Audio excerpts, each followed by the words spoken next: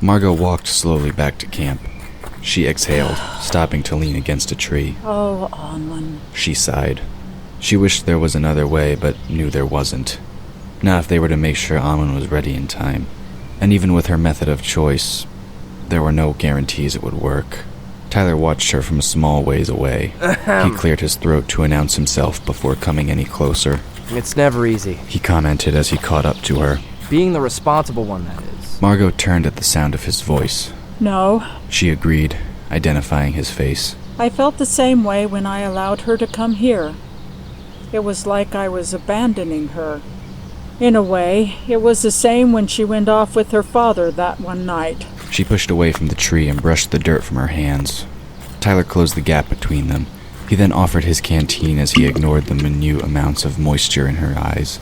Even though he was aware of those events, he didn't feel he should comment on them. It was a private memory she didn't seem inclined to share. I knew the moment I met her she wasn't destined to be a warrior. He admitted. I wasn't sure what she was meant to be, but I was sure of that.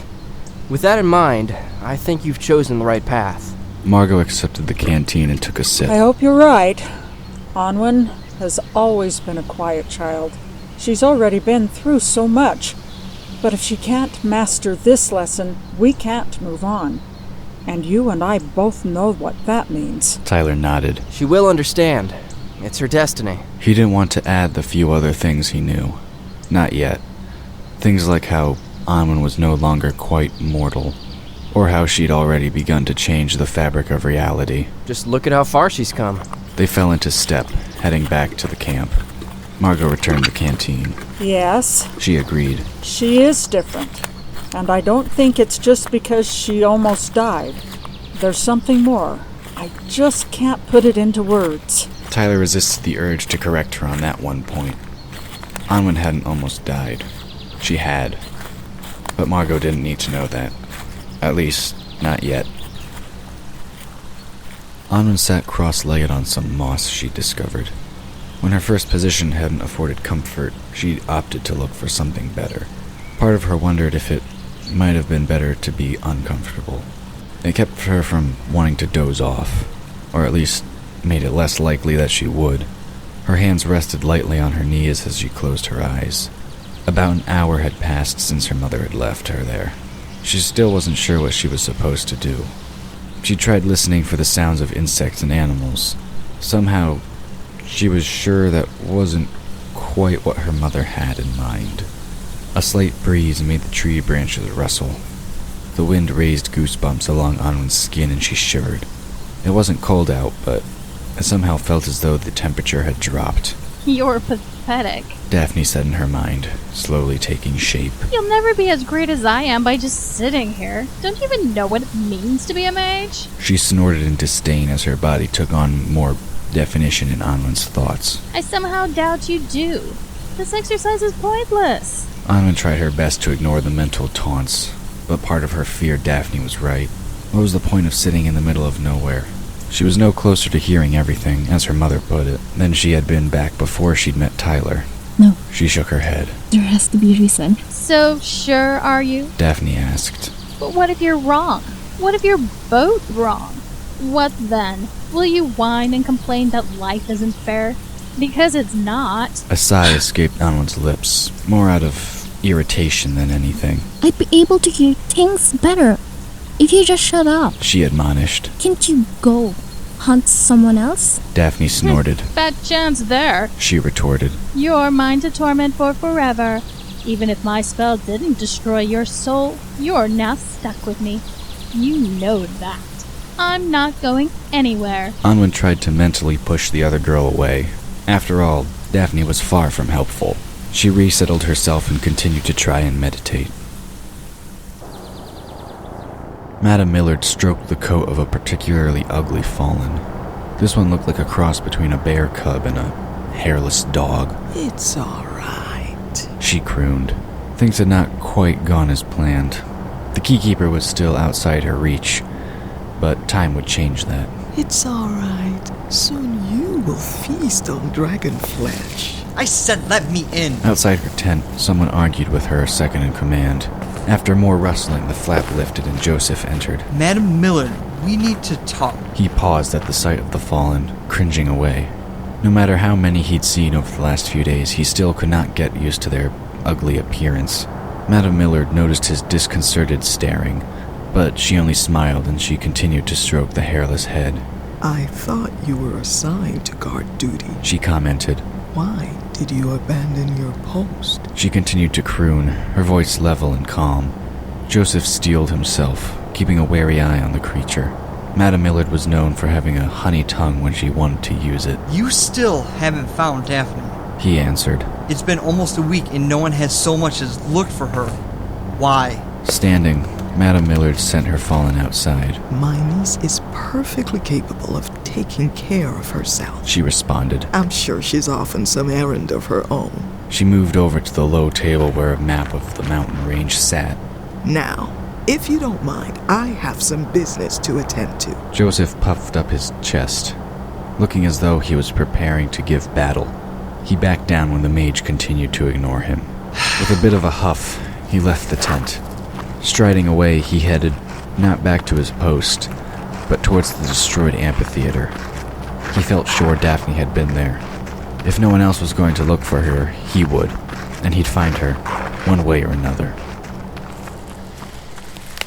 Courtney had gathered a sizable amount of dead wood by the time Margot and Tyler returned to camp. She not even realized the dragon had gone off until she saw him walking back with ANWEN's mother. Dropping her last armful into the growing pile, she looked for ANWEN. She felt sure her friend would not be too far behind. When she didn't see her, she went to meet them. Easily interpreting the girl's thoughts, Margot sighed as she entered camp. ANWEN will be doing some special training on her own, She announced.